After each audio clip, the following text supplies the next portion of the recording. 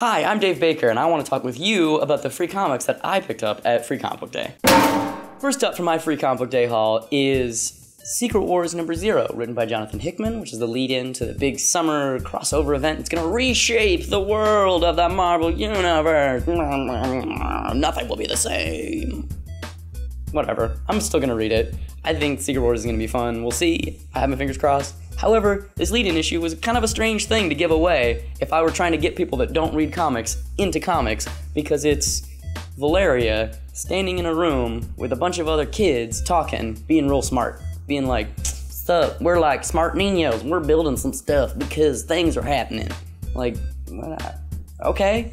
I liked it because I like Valeria and I like Franklin Richards and I like the Future Foundation suits, but if I were someone who didn't read comics, I would have read that book and been like, I don't know what any of this means. So that was a strange decision, Marvel. Hope it works out for you.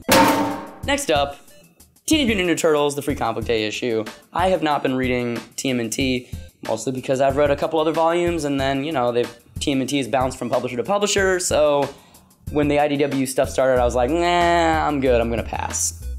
All of my friends, though, have been raving about this thing constantly. It was in the news not too long ago because a certain major prominent member of the cast was killed off, I guess. I don't know. I don't read the book. I just know that the person supposedly is dead, which when I heard was like, whoa, that's super ballsy. I can't believe they're doing that. So, Free Comic Book Day rolls around. Teenage Mutant Ninja Turtle issue. I'm like, sure, I'll read it. The book was really good. I can see why a bunch of people are really excited about it. I don't know if I'm necessarily going to start buying the single issues now, but I was very, very surprised at how the level of quality was extremely, extremely high.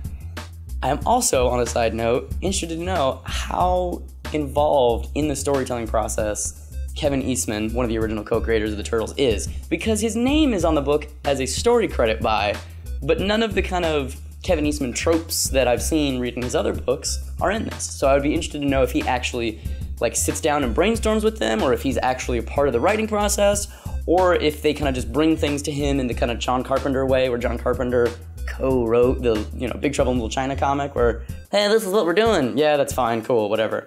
So anyway, I'm interested to know. If anyone knows, please email me, because I want to know. Kevin Eastman, are you really writing this? What's the deal here? Next up, the Drawn and Quarterly dual comic, which is Super Mutant Magic Academy and Hark of Vagrant.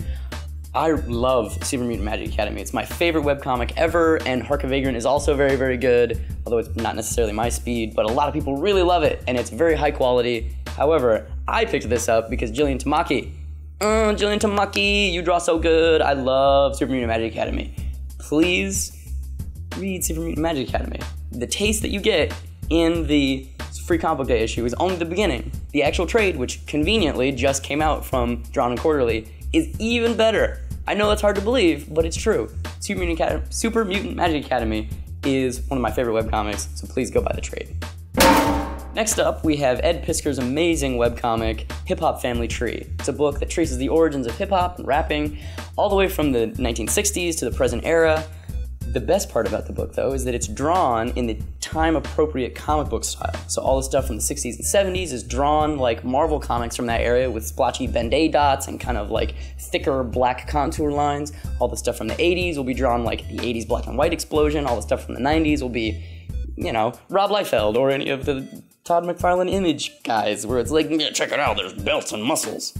It's awesome. The book is extremely well-researched, meticulously constructed, and the just Herculean effort of drawing everything in different styles is crazy. Ed Piskor is the man, and the book is the shit. You should read it. And if you missed a Free Comic Book Day issue, you should pick up the collection. It's really easy. It's just called Hip Hop Family Tree. So if you have someone in your life that doesn't read comic books and you want to get them into it, and you went to Free Comic Book Day, hopefully you suggested that they pick up all new, all different Avengers #1, written by Mark Waid and illustrated by Mahmoud Asrar. Not Secret Wars #0, even though that's the book that they're pushing and marketing and saying everyone pick up this book. I don't know what Marvel's doing. The book's super fun, it's bright, it's bouncy. Miss Marvel and Captain America are front and center, as well as Iron Man, who may or may not be Tony, I don't know. Vision's on the team as well, which is interesting because Vision hasn't been around in a long time. Only thing that bums me out is that Vision's wearing the costume from the movie, which is lame. Marvel, stop putting your characters in the costume from the movie. People are not idiots. They don't expect to literally see the comic book look like the movie. It's really lame. Please stop doing it. The writing is really fun, though. I'm really excited that Mark Waid's getting put on an Avengers book like this. His Daredevil stuff's been out of the park. Hopefully he can bring that same energy to All New, All Different. On the art side, Mahmoud Asrar, one of the best illustrators working today. Only problem is that he's been struggling getting paired with kind of inkers, you know? So nobody's been really kind of gelling with him. And thankfully, editorial at Marvel has noticed that, so they've let him ink himself. Only problem is now they need to give him more time. Because a lot of stuff in this, not a lot, some of the stuff in this issue was like, ooh, you're on a deadline. I can see that. It's hard when you're one of the big names in the industry, or one of the people I really like. I don't know if Mahmoud Asrar is actually like a big name, but I like him a lot. And it's hard when you kind of are competing against yourself, because there are very few people who can draw mainstream superhero comics like Mahmoud Asrar. The dude draws really, really, really well. So hopefully they give him enough time to really ink himself with the detail that it deserves. All New, All Different was really fun. The backup comic I didn't really care about, but All New, All Different. Hopefully you gave it to a kid in your life, because it's fun. Those are the free comic books that I picked up. I hope you got a lot of really nice free comic books as well.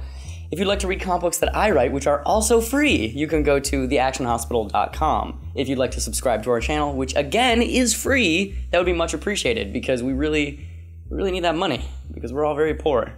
And we like to make more things, but we need money to make the things, because money. So please, free.